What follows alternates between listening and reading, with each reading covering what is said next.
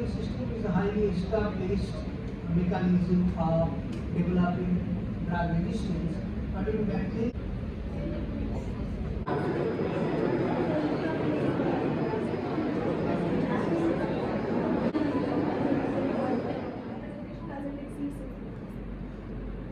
everyone, we are representing our case study on challenges faced by pharmacies and public health. तो जैसे कि हमने Covid time पे देखते हैं या फिर कभी भी कोई भी पेंडेमिक होता है या कोई भी ओवर प्रिस्क्राइब ड्रग होती है, देखते हैं कि सबसे जल्दी जो है शॉर्टेजेस ड्रग की हो जाती है।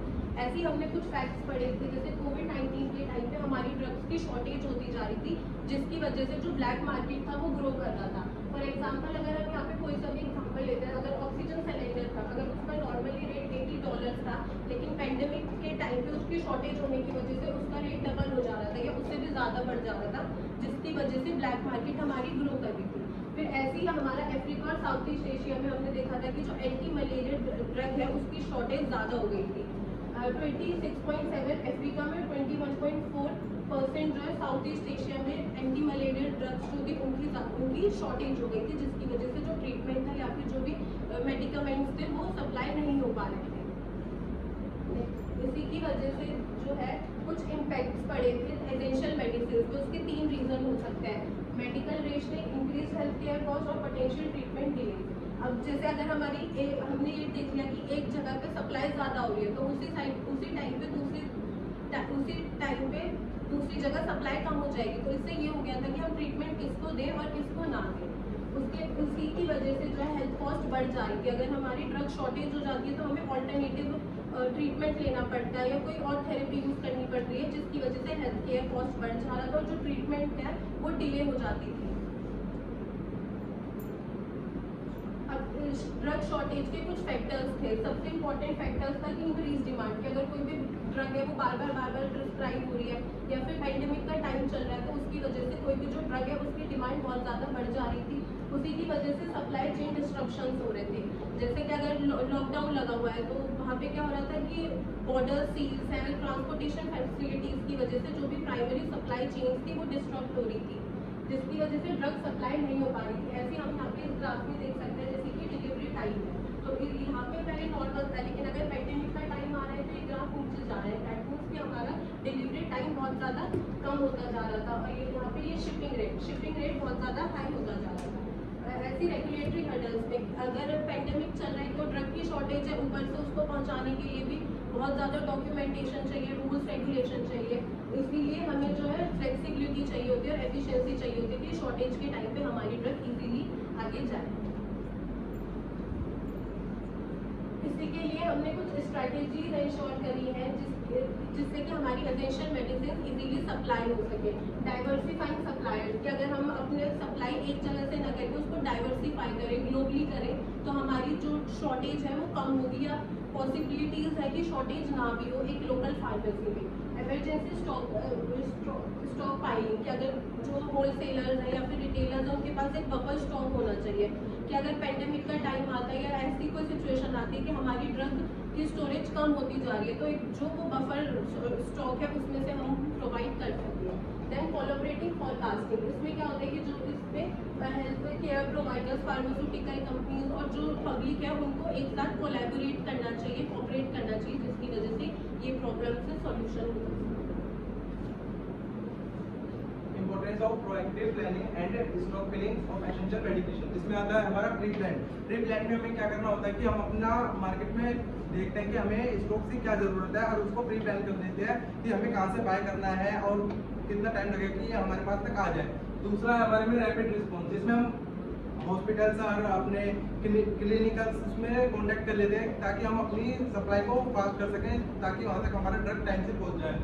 और पब्लिक हेल्थ रिलायंस, जिसमें हमारा होता है कि इसमें जब हमारी सप्लाई चेन अच्छी रहेगी तो उसमें ना ही हमारे पब्लिक हेल्थ डिफेक्ट होगी और जैसे पेंडेमिक के टाइम पे शॉर्टेज हो जाती है वो नहीं हो पाएगी। तो हमारा नेक्स्ट जो चैलेंज था इसमें होता miss information and its impact on safe medication.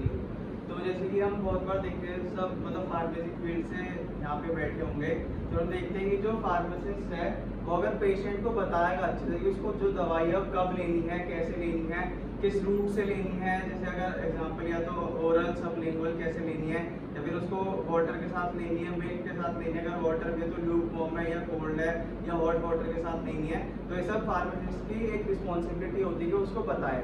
लेकिन अभी बहुत बार ऐसा होता है कि फार्मेसी तो नहीं बताते हैं, या फिर बताते भी हैं तो आधी अधूरी इन्फॉर्मेशन वहाँ पे वो बता के छोड़ देते हैं, और जो कंज्यूमर है वो भी इतना मतलब इन्फॉर्मेशन लेने के लिए उसको भी इतना वो नहीं है कि वो इन्फॉर्मेशन ले उस चीज़ से। तो फिर इसके बीच में क्या होता है, मिसकम्युनिकेशन हुई इनके बीच में, तो मिसकम्युनिकेशन से हमारी मिस इन्फॉर्मेशन हो गई। अब इसको हम ठीक कैसे कैसे कर सकते हैं, हमारा एजुकेशनल कैंपेन्स है, ये तो स्कूल हो गए, लोकल कॉलोनीज हो गए, इन सब में हम एजुकेशन कैंपेन रन कर सकते हैं, जिसकी वजह से हमारी पब्लिक है वो जाके अवेयर होए और अच्छे से उस चीज़ के बारे में उनको पता लगे। अगला है fast checking initiative, fact checking initiative. तो जितने भी फैक्ट बेस हमारी नॉलेज है उनको सब अच्छे से चेक करें। जो एक जैसे एक ग्रुप ऑफ पीपल हो गया या फिर एक कम्युनिटी हो गई, जैसे फार्मासिस्ट हो गए, उस लोकल एरिया में जाके अगर किसी को कुछ प्रॉब्लम है, वो उनकी शॉप पे दवाइयाँ वगैरह लेने आ रहा है, तो उनसे ही पूछ सकते हैं कि अगर आपको कुछ इसके रिलेटेड अगर कुछ दिक्कत तो नहीं आ रही है। अगला कोलैबोरेशन विद मीडिया, जो हमारी मीडिया है वो बहुत इंपॉर्टेंट रोल प्ले करती है। फॉर एग्जाम्पल जैसे कोविड-19 था, तो हम में से किसी को नहीं पता था क्या करना है, कब करना है, कैसे करना है, तो जो हमारी मीडिया थी, जो मीडिया हमें इन्फॉर्मेशन प्रोवाइड कर रही थी, हम उसी को मान के वो सब चीज़ें ज़्यादातर लोग कर रहे थे, चाहे वो एजुकेटेड हो या फिर नॉन एजुकेटेड लोग हों। तो फिर जैसे अब मीडिया में अगर हम बताएंगे कि ये चीज़ें जाएँ, अगर सही चीज़ें अगर मीडिया दिखाएगी, लोगों तक पहुँचाएगी, तो फिर वो जो मिसकम्युनिकेशन है वो कम होती रहेगी और मिस इन्फॉर्मेशन भी नहीं होगी, तो सब हम जो हैं वो हेल्दी उस पर रहेंगे। मेरा role of pharmacist as a pharmacist हमारी क्या रोल है? Okay, so time is over. So, okay. Can you give me with one particular example? मतलब आप किसी पर्टिकुलर ड्रग के बेसिस पे बता सकते हैं ये सारी इंफॉर्मेशंस कि किसकी सप्लाई कम हुई, किसका स्टॉक मेंटेन करना चाहिए था। कोविड-19 की बात कर रहे हैं ना? जो हमारी एसेंशियल मेडिसिन होंगे उनका स्टॉक होना चाहिए। जो ओवर काउंटर ड्रग्स है वो तो फिर भी मिल जाती है, लेकिन जैसे हमारी एंटीबायोटिक्स हो गई या एंटी फंगल ड्रग्स होगी, जैसे हमने देखा था अपनी स्टडी में अफ्रीका और साउथ ईस्ट एशिया में एंटी मलेरिया ड्रग्स की शॉर्टेज हो गई थी। तो ऐसी जो हमारी एसेंशियल मेडिसिन होगी, कॉन्ट्रासेप्टिव डिवाइसेस होगी, इन सबका स्टॉक होना चाहिए, प्रॉपर स्टॉक फार्मेसीज के पास होना चाहिए। दैट्स ओके, बट कोई एग्जांपल दे सकते हैं कि ऐसा इस मेडिसिन के केस में हुआ था, इसकी स्टॉकिंग में प्रॉब्लम थी? तो जैसे ऑक्सीजन सिलेंडर्स में कोविड-19 के टाइम में ऑक्सीजन सिलेंडर्स की सप्लाई कम हो गई थी, काफ़ी शॉर्टेज हो गई। सो जो आपने ये सॉल्यूशन बताए थे, इज़ इट योर सॉल्यूशन और you take it from somewhere else? मतलब रिसर्च भी करी और मतलब हमारा जो था वो भी थोड़ा मतलब कंबाइन थे, वो मेरे आसपास से रिसर्च करी। रिसर्च पेपर्स में रेफरेंसेस और कुछ हमारे थे। और एक क्वेश्चन मेरा है कि you said you have to maintain the stock of drugs. You know one thing कि every drug has an expiry date. So how will you ensure that it is being used at the correct time and it's not expiring? Like हमने stock करके रखा या मुझे उसमें जो stock करके रखते हैं जिनका है, वो अपने बिजनेस पर्पस से सोचते हैं। अगर वो स्टॉक करें, कोई ऐसी बीमारी ना हो, it's so much money loss for those peoples.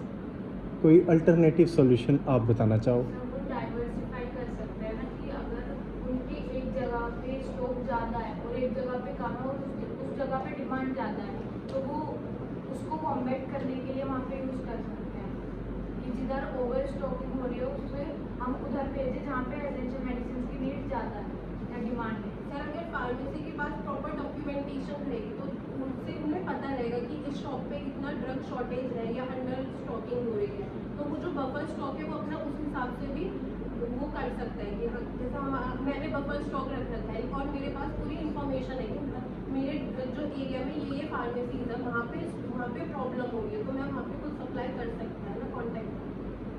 जैसे एक्सपायरी के लिए हम नॉर्मल या start Good please. afternoon, everyone. Myself Sarika Singh from RVGIT College. I'm here to present this presentation. So,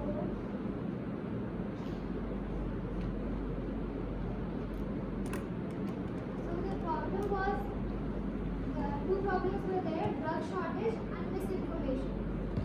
So the drug which went shortage was hydrochloroquine, remdesivir, antibiotics and steroids. Hydrochloroquine is used in the malaria, and in malaria we use artemisinin also, and autoimmune disease, rheumatoid arthritis, mostly it is prone in women.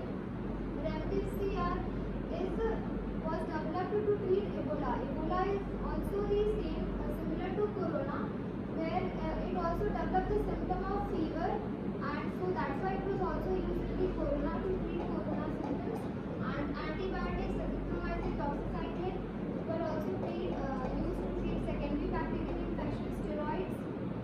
And then next, the solution, my suggestion would be this: the diversification of suppliers, which means we will not be dependent on a particular supplier. If we get shortage from the one supplier, then we will go to the another. We will have multiple options. If this supplier doesn't have the stock, then we will go to the next. And then next is real-time monitoring. We can implement a system where a system will be monitoring the pharmacies different, where the most, let's take example of azithromycin. If this pharmacy dispense 10 or more than that azithromycin to the particular patient, and only in another pharmacy only one tablet is sold, so we can compare that here 10 is going out and here only one. So by monitoring that, we know that this pharmacy will go sooner out of stock. So by monitoring that, we can maintain that stock. And emergency stockpiling means we will check the history